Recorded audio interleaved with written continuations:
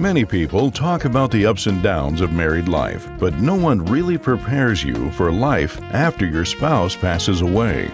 Welcome to Widowhood Real Talk with Dr. Tina, a safe place for widows, widowers, and their friends and family to talk about love and loss.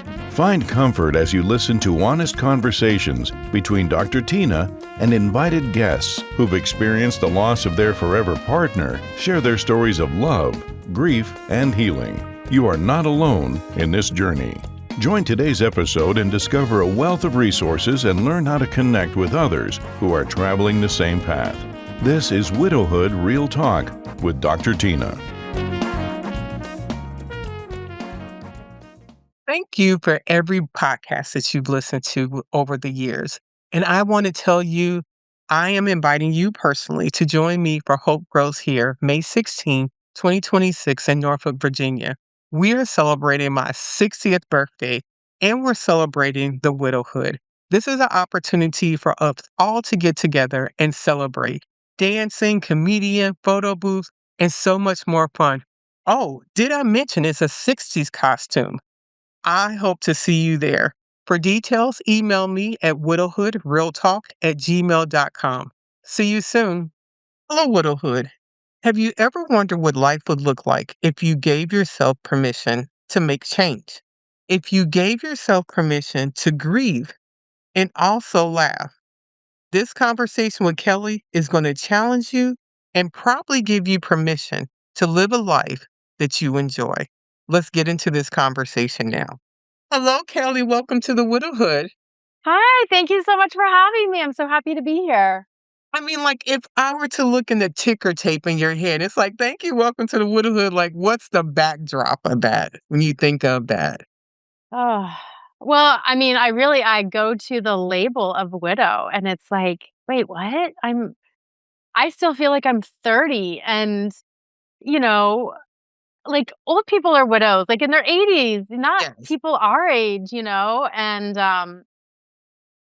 so it kind of makes me chuckle a little bit. It kind of makes me, okay, I guess that's me. So that's what I think. That's fair. And age is relevant in this community. Do you mind sharing when you entered into the widowhood? I was 40, oh my gosh, 46. Yes, because it'll be 5 years in May. So I was 46. Wow. And he was about to turn 52, like 2 weeks away from turning 52. And yeah, And so he is his name? Can you share with Eric, us? His name Eric. was Eric. Yeah. Wow. So that time to now, and a lot of things I hear people talk about in this experience is they're not the same person. When you hear that, what do you think now compared to that moment when Eric left this world? I actually just said this the other day to somebody. It feels like it was a week ago and like 100 years ago. It's still a bit discombobulating sometimes. And I'm a vastly different person, and I've been a vastly different person probably 3 different times in the last 5 years, because I was a stay-at-home mom when he died, and that was a completely different project for me. Like, I've always worked, I've always been, like, the go-getter, I've always been the type A, and then I was a stay-at-home with my kid, and that shifted me. And then I wanted to shift when we were towards, like, the last year of our marriage. And so then he dies, and, like, it literally dawned on me, like, I I can actually be however I want now. It was almost like a clean slate in a lot of ways because, I've been doing personal growth work for 20 years. So, like, it wasn't new to me to, like, I know I need to dig in and, like, rise from the phoenix right now, as much as I didn't really want to. But yeah, I feel like I've been a handful of different people. I've tried things. I kind of even I'm gonna say my dark side, but my dark side is not really a dark side. But, like, I even just kind of embraced some things that I thought I would never do, and Okay, you can't. Okay, I whoa, gotta whoa. leave it at Oh, that. no, no, we're not. This is called real talk. No, ma'am. You don't get to go, I did some things and no. Like, we're gonna need 2 or 3 of those things. We need to know if it was rid of fire. We need to know if there was some dipping. Oh, ma'am, no. Let me go get my teacup because you don't need to talk. Come on, come on, come on. It was taking risks with money, number 1. Okay. Number 2, which that's not that juicy. Number 2, I mean, it was with men. It was dating men that I would kind of never date before, or just even, like, taking a lover and, like, Okay. not having any expectation and just doing that. Like, I I literally have been in a relationship since I was 14. And Mm. so, relationship, then marriage, and then I got a divorce, which was amicable, and then I was with Eric for 17 years. And, so Would I you never she's but over here blushing, turning. She's like, I didn't know we were gonna go this yeah, I was place. like, "Okay, fine. Alright, let's go." Hey, so for the women that are listening to this and they're going, the widow fire is real? Like, because some people are feel shame. Some people feel like I was a good wife and I loved my husband. The Can they both exist? Does it mean we 100%. can you just 100%. talk to them about that? Yeah, so to give context, every single relationship I was in, I was completely faithful. Never once had that, like, "Oh, I need to go have an affair." Nothing like that. And so I just kind of embraced it a little bit because, "Okay, well, now what do I do?" And people, and maybe your audience can relate to this, but there are men that were scared of the widow, like, "Oh my god, what does this mean? And is she gonna, like, have a meltdown?" And it's like, "Okay, no, I can handle myself. I've been processing myself. I've been working through my things. Like, I'm either wanting to date you or not." But there was definitely, I will say, there was about 7 months that I had a lover, and he wanted to date me, and he wanted to do all the things, and I was like, "Nope, nothing." And then I ended it with him, and I met somebody that I've actually been dating off and on for a while, and so that kinda changed the game for me. But yeah, I made some choices that I would not have made otherwise. I see the blush and I'm like, I'm not looking for regret. I'm looking No. for I think women more than men need permission to live their lives.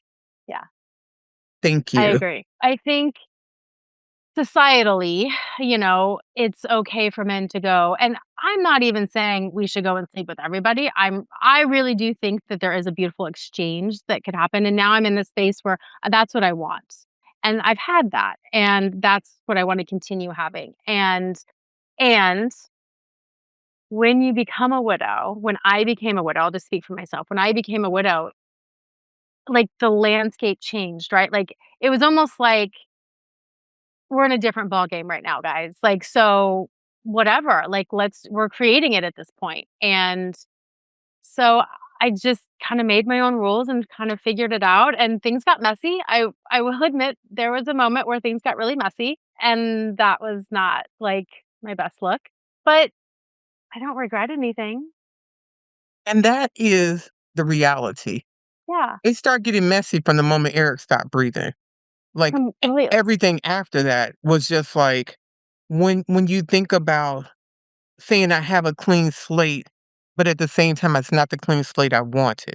It's the and that sounds like to me embracing the situation that I'm in. If I have to be here, then how do I look at this in such a way that I can continue living and not be in a place that I feel like I'm immobile.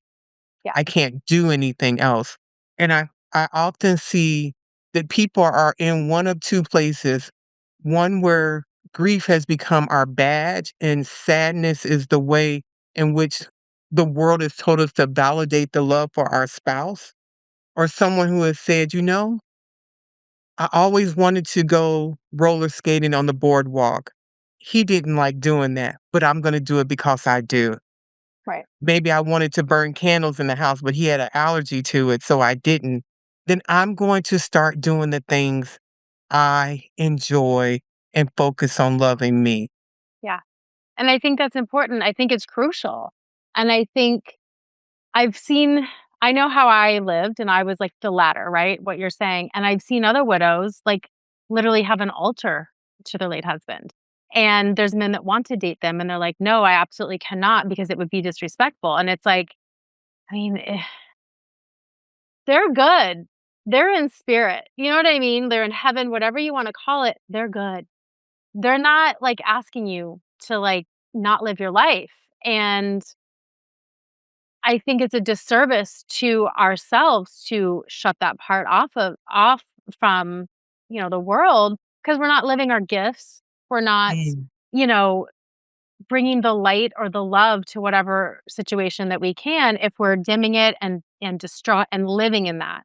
And it was the next day. It was literally the next day after we found him that I woke up and I said, "I will continue living the epic life that we've created with our kid." That was important to me because we were unschooling my kid, we were traveling the world. Yeah, we had our problems. It was 17 years of marriage. Like, things get real at that point. And he was my person, and we trusted each other implicitly. And we were, I've changed some behaviors, but we were ultimately good to each other. And and then I also made a commitment that I was not going to be the sad widow at a dinner party that people felt sorry for. Okay, And I'm gonna that may pause. and that Hold may on. sound harsh, but And I wanna circle back to something you said. 1, dating does not solve grief.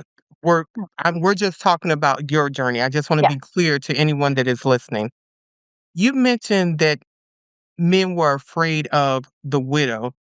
From my perspective, I had to tell them I've done more self-work on myself than you probably have, like, you know how much time I've been in therapy trying to see if this was something I wanted to do or why I was doing this?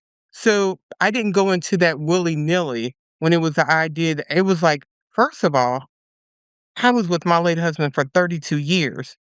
I need to understand who I am, yeah. Tina. Dating wasn't the first thing for me, unfortunately. I did not have widow fire. I was dry as a bone over here and very jealous of all the fiery ladies. So I'll just admit that out loud. But how in the world, within 24 hours of Eric no longer being here unexpectedly, if I recall correctly, Yeah. and you make an intentional choice to say, I will not be XYZ. Where did this come from? How do you find the ability in the midst of this horrific situation to make a choice that looks like different from what the world is saying? Where does that come from? Um, it comes from my own personal, like, heart-centered educational work that I, at that point, had done for, like, 15 years. It comes from Eric and I consciously living an intentional life and wanting it to be full, and we thoroughly, thoroughly enjoyed being a family. We thoroughly enjoyed being with each other and our child, and we were raising him. We were not sending him to daycares. I was a stay-at-home mom, and I was so epically grateful that I got to do that, and we wanted adventures. We traveled, like, so that's what we did as a couple and then as a family. And so it was so important to us to have that life for for our child. And I just felt like I gotta continue that. Like, I don't want to change the trajectory any more than it already has for my son. He was about to be 5. He was 10 days from turning 5. My husband was in the backyard getting, like, it ready for my kid's birthday party that was coming up. And that's when he died back there, and we came home to him. So everything changed in the matter of a second, and that was enough for my kid. You know what I mean? It was just like I tried to stay in the house, the family house, as long as I could, and I just didn't want so much to change for him. And then for me, like, selfishly, like, I also liked my life, and I felt like, "Wait a second, like, I wanna continue living an epic life." And so, I mean, the work that I do with using neurooptimal, neurofeedback, and, like, my kind brain experience is what I was doing on myself. And so I was digging in, and I had my moments and my days of, like, utter despair and utter, like, God, what are we doing? But we had a strong spiritual and religious foundation where it was like I knew that there was nothing I could do to change this. So let's make the best of it. So let's talk about the brain work and those big words you were throwing out there. Let's slow those down a little bit because everyone, Yeah. somebody may be listening to this for the first time and their spouse may have died just 2 weeks ago. And they're like, what did she say? And they're trying to write that down. Can you circle back and expand on that a little bit, please? So heart-centered education is something that I was a part of, and I facilitated retreats and created curriculum for teenagers and parents for 6 years as in for a specific organization, and then I took that into, like, kind of a private practice. And it's all about radical responsibility. It's all about connecting to your God, your spirit, your source, and your authentic self, and taking radical responsibility for your choices, what you're allowing, what you're creating, what you're promoting, and going, "Okay, I'm co-creating with God." First and foremost, I co-create with God, and if I get off course, like, we can talk about the men for a second, and maybe it wasn't off course, but I'm back on my course, right? I think it And was s part of the course. It It's was just part that of no the one course. told us yet. Yes, yes. And so what choices did I make?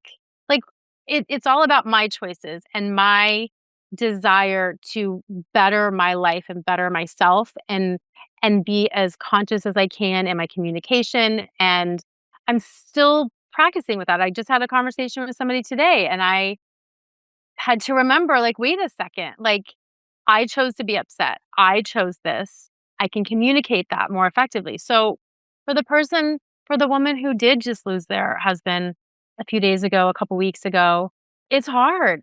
For a hot minute, it's a lot. And the choices that you decide to make, the choice that I made was my through line, was my thread that kept me seeing the end of the tunnel. Because it's not always gonna feel like utter despair. It's not always gonna feel like, I don't even know what to do. I had those moments, but I didn't live in them. Thank you for mentioning that. And I think you alluded to this a little bit, but let's talk about the brain on grief and what that looks like and the ability to make decisions and how difficult that can be. It's funny, somebody was talking about, Erica Kirk and how it's been weird and how she's been, and I don't know her, didn't really follow her, but clearly she's a widow and it was unexpected, so I was kinda paying attention. And regardless of anything that anybody thinks about her, you're in a grief tunnel. You're in a tunnel. That's how I see it. Like, you're in a tunnel. It's like, I just wanted to kinda get through the tunnel so I could start living again, if that makes sense. So it's like, you're consumed because a part of you physically feels like it's gone. If you're a parent, you've gotta focus on your child or children, and it's a bit of a loop, like, What just happened?" It's discombobulating. So we probably say things or think things differently than the average person who's not in that utter grief, because you're grieving the life that stopped, right? You're grieving the life that went away. It's gone. And for me, I was doing neurooptimal neurofeedback prior to Eric dying. It was part of my business. And that And is what? Go back to explain what that means. so So neurooptimal neuro is a type of neurofeedback. And it is the only non-invasive neurofeedback in the industry. It does not push or stimulate or manipulate the brain. Every other type of neurofeedback system does, even if they tell you that it doesn't. It just Neurooptimal is the only thing that doesn't push or manipulate the brain. So I've been doing that, which ultimately expands the nervous system.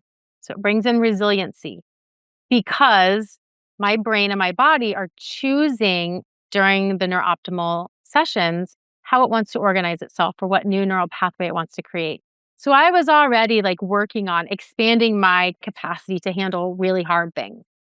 And which is why I think my husband and I at that time in the last year were really in, like, a messy part, because we were both doing it. It's like, okay, what do we really want here? And how do we communicate?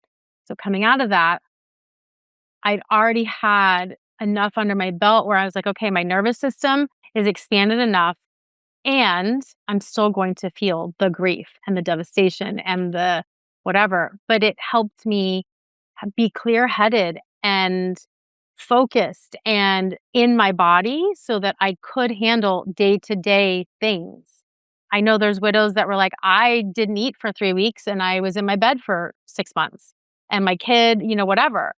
And I'm absolutely not shaming anybody for being in that space because like I understand. I'm here to say the neurooptimal sessions probably kept me from being in a version of that space because it was I was able to like, okay, I have my head on clear. I can do even the night that it happened, it's like I had to move into like calling his best friend, getting everybody there, getting, fire department there. Like, you go into whatever and I didn't shut down. And so I'm really proud of myself for not doing that and for being able to stay grounded. I'm going to ask a tough question. Mhm. Based on being able to travel, being able to stay at home, what if someone does not have the means in which you've been able to have in your grief experience, that they would be able to benefit from this? They're concerned about how am I going to pay this car note because he made Y, Z amount of money. I made the smaller income. We didn't have life insurance. These are the pressures that are plaguing me. How are they able to take that experience, these pressures, and have time to do this process? Well, Eric didn't have life insurance. We didn't really have a savings. I was barely making anything because my business was part-time and I was doing it for fun at that moment. And I live in Los Angeles and we were renting a house and it was ridiculously expensive as it would be here in Los Angeles. So I am the example of that. And I figured it out because it was so important for me to get out of the pattern and the stuckness. And literally, my child picked my child up, not picked him up, but like we traveled for 4 months. We just traveled. We did road trips and we went to visit so and so and flew to visit my family and we did camping trips and it's like I just needed us to get out of the house. So I did it. I had no life insurance, People were definitely like, "Okay, let me help you." And, there were people that did give me money. I wish I would have been smarter about it and invested things, but I was so focused on, like, paying the bills and paying off debt that I didn't really go forward thinking enough. Um, but even if somebody doesn't have those means, be around your friends. Call your friends. Your friends want to be there for you. Half of them are gonna be scared because they're gonna freak out that they're gonna say the wrong thing, and they probably will. They just might, and that's okay. But be around your friends. Ask people to stay with you. Go and plan a day at the beach or camping or something out in nature. Like, people can still do it. Yes. It doesn't And have I to be wanted, exorbitant. right. I wanted you to explain that so it seemed Yeah. obtainable. Yeah. Sometimes people only hear a part of something, and if we don't know the backstory, we don't know how someone was able to get to where they are. So, at what point, as you're going through losing your husband, did you turn this into in how I can help other widows? How does that transition happen? I have to say it wasn't necessarily conscious. I wasn't marketing to widows. It was literally like they were just coming out of the woodwork. My friend wanted to introduce me to this friend and actually a girlfriend lost her husband, I think like 6 months after mine, and we were always supposed to get together. We had mutual friends, and we were always supposed to get together as families because our husbands were gonna love each other. And then we kinda joke now, "Well, that never happened, but look at us, we're friends now." And she has a child the same age, and she was unschooling as well. And it just kinda came out of the woodwork, and so now when I network and someone says, "I just lost my husband," or even a man that's lost his wife, it's like, "Okay, I speak widow, like, I get it, and I understand you're probably in overwhelm, you're probably not sleeping, you're probably having no idea what to do, and I understand all of that, and I can help you move out of it. If you're ready to move out of it, I can help you move out of that space." And then, once they make the choice, because again, it's about choice, once they make that choice, then great, we're doing the work and we're getting out of it. And using Neurooptimal and using everything I do in the kind brain experience, it makes it easy and graceful. And there's no like, don't forget, just forget your husband. I'm not saying that. It's not about that. It's how do we feel these feelings and then still live our lives? That right there, because I'm sure there's someone that's listening and going, well, if I'm not in that, then what am I doing? And does that look right if I'm not doing that? How does one give themselves not just the decision, but the permission? You just say it, you just claim it. I'm sorry, but I think most things in society are about keeping people under a thumb. And it doesn't matter if you're a woman, what color you are, if you're a man, if you're what religion, it doesn't matter. But I think society as like a norm wants to keep people right here. And it's like you don't need permission from me to live your life. You can live your life. And I've always done things differently. So I guess I kind of have that background, but I kind of don't care what other people think because it's what's gonna make me happy, and I'm not hurting people. You know what I mean? Like, so you just give yourself the permission, and it's okay if your neighbor judges you for doing X, Y, and Z because they don't matter in that scenario. Doesn't matter. If you're allowing their judgment to affect you, then that's on you. Because you want to impress them, you want them to think a certain way about you, that's on you. So once you choose to give yourself permission to do X, Y, and Z that looks outside the norm, but it's something that you want to do and you think it's healthy for you, then that's on you if you're not taking those steps. If I am a widow, widower, it has been 15, 20 years. I still feel like it was the day that they left. Is there any hope if I want to make a choice and I want something different? Is that possible? Or have I been in this space too long that I'm not recoverable? It's 100% possible. 100%. 100% possible. Yes. Because the human spirit is bigger than anything. The human spirit is connected to God. And that is bigger than anything. And so whatever God you believe in, whatever source you believe in, you're connected to that, and that is bigger than anything. And again, when I gave myself permission the next day to continue living an epic life, everything changed. It was like, okay, again, it was hard. Again, I'm not recommending it for anybody. And that is what got me through because that's my intention. And so if somebody's been stuck in that for 15, 20 years, give me a call. I have solutions for you. If you haven't been able to get out of it by yourself or with therapy, I literally can show you a way and it can be very graceful and it's definitely not going to be disrespectful to your spouse, your late spouse. Like, cuz again, they're with God. Like they're good. You know what I mean? Like Mhm. so why would we wanna suffer? How would one get in contact with you? They can call me, they can email me, they can go to my website, they can go to my Instagram. So, my website is thekindbrain.com, so thekindbrain.com. My phone number, my email is on there. Instagram is kind.brain, and people can literally just schedule a 20 to 30-minute free consultation with me. Okay. And I will say this, I definitely want to hear the stories about the spouses. And we're not going to stay in that because if you're calling me, you're reaching out for help and you want to get past this. That's why I'm going to assume someone's calling me. So then we do the things that gets somebody through that.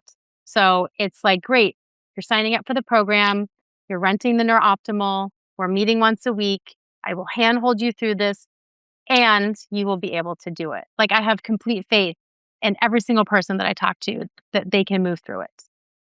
Wow. What would the discovery call, that first conversation look like? What should I be prepared to discuss? I mean, obviously, not everybody is a widow calling me, but it's like, what's going on? Like, are you sleeping? What are the basics that you've been ignoring? Are you getting in the sun? Are you getting in nature? Are you putting your feet on dirt or sand or grass? There's very basic things that somebody can do that gets them back into their bodies. And when somebody's gone so far and they haven't been sleeping and okay, maybe they've gotten in the sun, but now they're looping. Okay, great. Again, the kind brain experience can move you through that. And I'm with them every week, so I'm not just saying go off and figure it out for yourself. Like I will give them tools. So it's really about what choices are you making and what are you willing to make moving forward and how committed are you? And it's that simple. Obviously, everybody's got their different story. And it's funny when I work with men and women, it's usually very different. And regardless of being a widow or not, men usually have an issue with self trust or self sabotage, and they're not trusting their choices or they're feeling shame about things. And with women, they get stuck in the anxiety and the looping and like the emotional piece. Like it's, because men and women are different. And so I work with them differently because they just are. Thank you. When you thought about having this conversation, what were some things that you wanted to make sure the people in this community took away from this discussion? Well, I just want to thank you for having this discussion and giving this opportunity to so many people out there. I know that you have a huge following, and I know that people are really grateful that you are an outlet for them.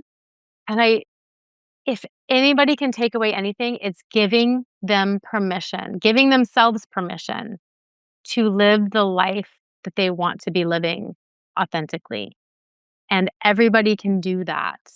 And I hope that, yeah, that's my prayer for people is that they're discovering what that looks like and then making the choices to go do it. I can relate to that. When you said making the reality that I have a clean slate and what do I want to do with that? I remember I was driving home from work and I was thinking about dinner. And then I thought about the plates that I would use for dinner. And there were some plates that my late husband and his mother picked out gazillion years ago. And we would spend time trying to figure out which is the chip plate and which one will we eat with. And then I started thinking about opening the silverware drawer and nothing matched anymore. I was like, I'm not doing that. I am going to get some plates because it's funny. I wanted square plates and he could not bring himself to see past a round plate. And I stopped on the way home. I picked up some plates. I stopped and get some silverware. I came home with a takeout bag. I put all those dishes away. I was like, I live here Mhm.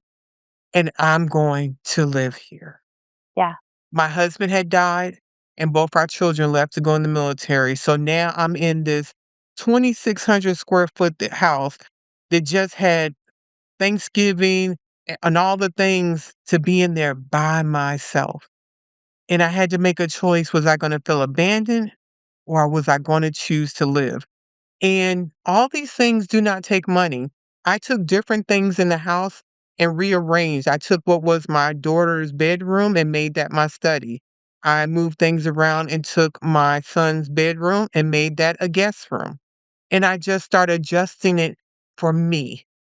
Yeah. That is a huge step. And because, and one of the things we didn't talk about, our brain has this program of the way things look and expect things to be the same.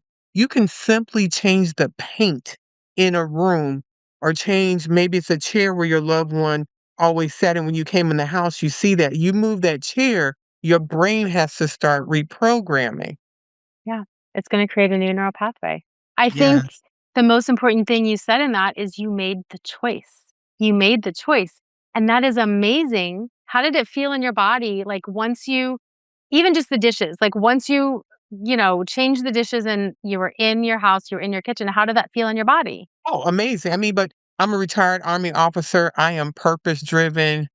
I was making that decision very early on, like yourself. We're in the hospital. My husband's body is right here. My husband, Mark, had a heart attack unexpectedly.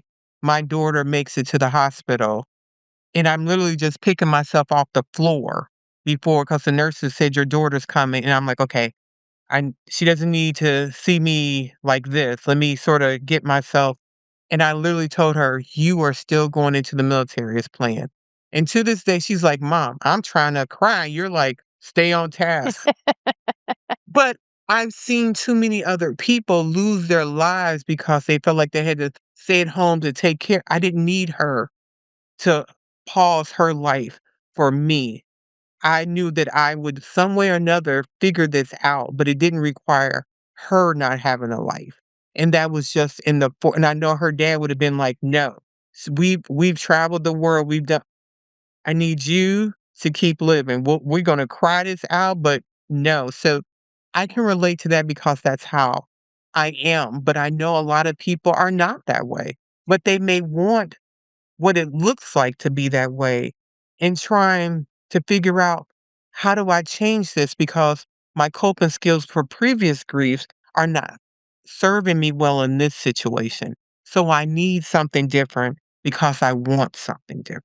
Yeah. And so we have all created our maladaptive behaviors to keep us, safe and secure.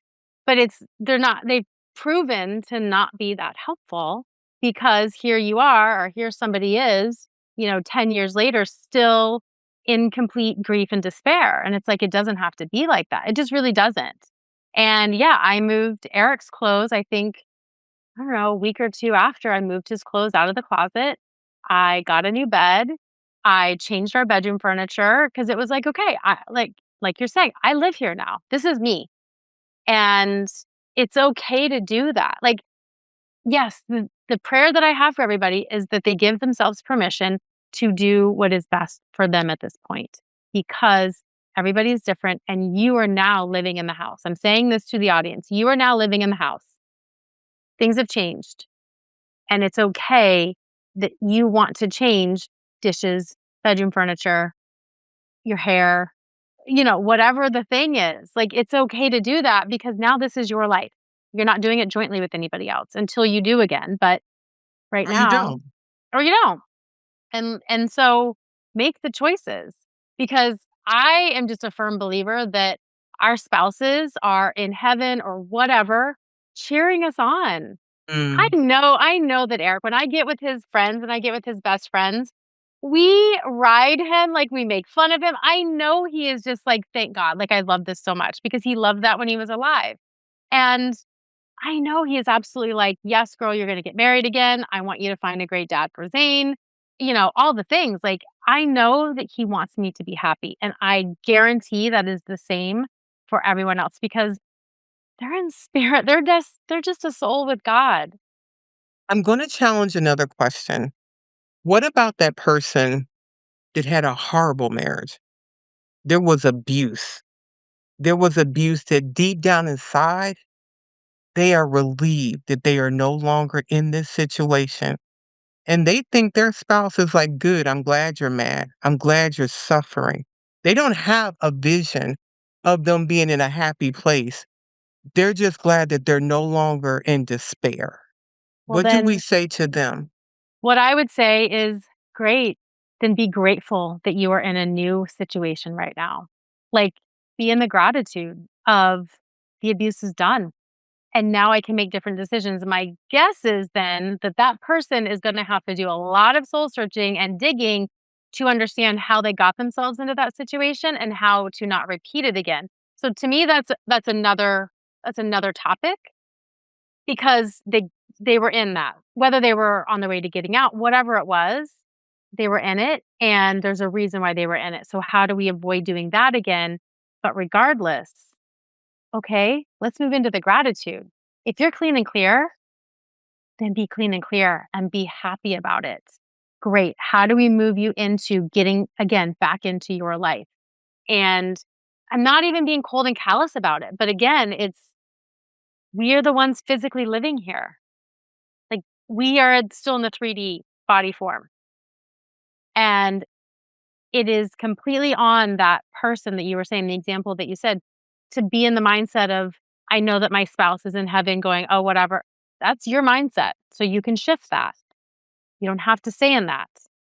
And again, it's a choice, right? It's a choice to see reality for what it is. Maybe I am making it up. Maybe they're completely neutral in heaven to what we're doing. I like to think that at least my husband is cheering me on and everybody else is too. But if somebody else has that different perspective, well, is that helping you or is that hindering you? You know? Mm. Like, it's gonna hinder you. It's not gonna feel good, and it keeps you in this loop of abuse. So let's step out of it. And gratitude would be like the first piece to that. Not allow them to continue abusing you and they are no longer here. Yeah. Is there anything you wanted to cover we did not discuss, Kelly? I mean, I feel like I've said a lot. I hope that, it's been helpful to somebody. I know that my clients, I know I give a lot of attention and I'm intentional with my clients. And I love what I do and I don't take on their story. And I just, I'm here, I'm available, and I'm happy to help the next widow or widower move through, to the other side. Thank you. I like to give my guests an opportunity to be the podcast host. So, do you have any questions of me? Oh goodness. Um a question will come, but I do want to say, like, you are full of like love and light. You are full of spirit and God. And so it is such a joy to like Hmm. hear how you have gone through your process too. What made you decide to do the podcast and want to go bigger than maybe just your community? That is a good question. Not my choice. Not my choice at all. I did remarry, and my current husband had a cousin who passed away. And the widow posted it was his birthday. And I looked at that message on Facebook and I was like, oh, that first birthday. And it's like, and so I reached out and I texted her. I was like, you want to talk? And she was like, well, it's late because I rise like at 4 a.m. and I am down super early because I like to be up when it's quiet. I like that time for me. And I said, I'm here if you want to talk. And she called me. I feel like the text didn't even go all the way through. And we were on the phone talking, I wanna say till like 1 o'clock, like way past my bedtime. I got out I have a chair over here, and I got out that chair feeling like everything was creaking, and I crawled into bed, and my husband's like, "You're what were you doing?" And then I told him, he was like, "Oh." And I remember when my husband died and a widow swooped me up, took me to the spot, was like, "This is not a good look, like, I don't think we're supposed to be here." Yes, you are. Like, she said, "Bring a swimsuit." I was like, "Girl, what are we doing?" And I know the power of being able to share your story with someone you don't have to explain it to. Yeah. That if you told somebody, "I haven't showered in 3 days," and they're going, "Yeah, did I pooed, yeah, mhm." Not some and to give that to somebody seemed like the least that I could do. But before I went into the bedroom, I could hear guys saying, "What are you gonna do when the next person calls?" I was like, "No one is calling me this late, like, what are you talking" And it was like, how does a person that hears this podcast at 2 o'clock in the morning know that they're not alone? Now, Widowhood Real Talk with Tina, this nonprofit is a non-faith-based organization because the one thing I have learned, and I do know, that oftentimes people are conflicted in whatever their faith is during a traumatic loss. I So understand. this was intentional not to have a religious affiliation. These are my personal beliefs. And my personal belief, if I am loving you through the love of God, I shouldn't have to put a title on it. I should show up in that love. And so what I heard God was saying, well, how do we expand the conversation? Well, at the time, my mother, who I want to say was 79, had a podcast called good gosh, I can't remember. But she was talking about the things that she's learned over 79 years of living in this world. That's amazing. And God dropped in my spirit about a Mm. podcast, a nonprofit, and hence Widowhood Real Talk with Tina was birthed. My job, as you said, not to carry the loss of the people that I connect with, but to make community. Because someone said this in a conversation, I think it was Monday, we suffer alone, but we heal in community. Yeah. And I have seen some amazing connections made. I know a widow who was 6 weeks pregnant when her husband passed. Oh my god.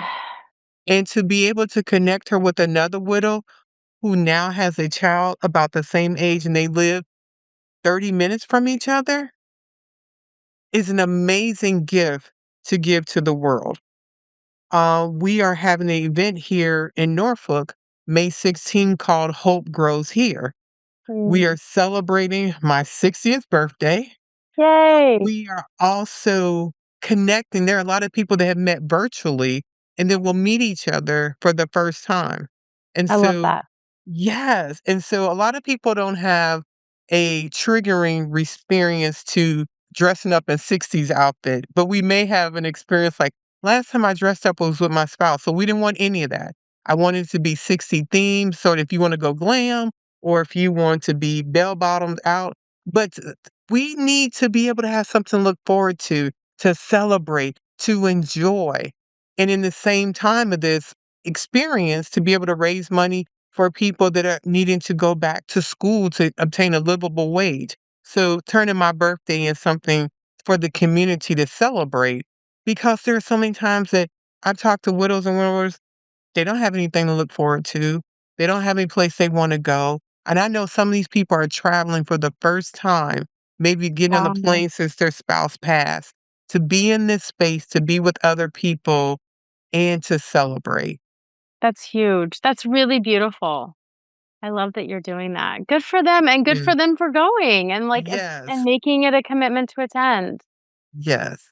So Yeah. it is huge. So mm, I know my job is to follow the guidance that I'm given. And where people take it from there, it is like you go back to saying it is a choice. Somebody may choose to say, I'm afraid I don't want to go. But what does that get you if you then see all the pictures, all the videos, and you really wanted to go and you didn't? Yeah. That's your choice, but you're missing some fun because you would want to be there. And every Yeah. day, it is hard making these choices. And I love that you said trying to get through that tunnel. Not that just because we woke up one day and said, I want better. I was crying buying those dishes, but I was like, but we getting them. And I But they're boxed them here. Yes. because if not, where am I going to be? Yeah. Yeah. And two things can be true at once. We are Yes. multidimensional beings. And I remember there was a point where I mean, it was maybe a week. I don't even know, like days blurred, right? In the beginning. A few days in, I'm laughing. I'm laughing. And I'm in despair, you know? So it's like we are multidimensional beings.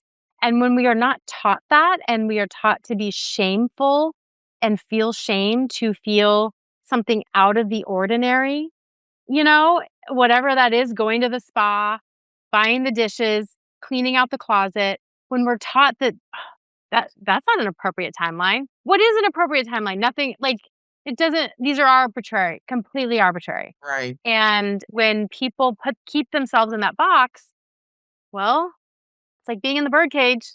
The door's open. You're in the cage yourself. The door's open. You can come out anytime. And sometimes it's scary. And sometimes when I work with clients, like I can see that they don't want to go past that comfort zone, right? And I've been there, 100% have been there. Not even about being a widow, but there's a comfort zone that I usually don't want to cross and I will, but I don't want to do it.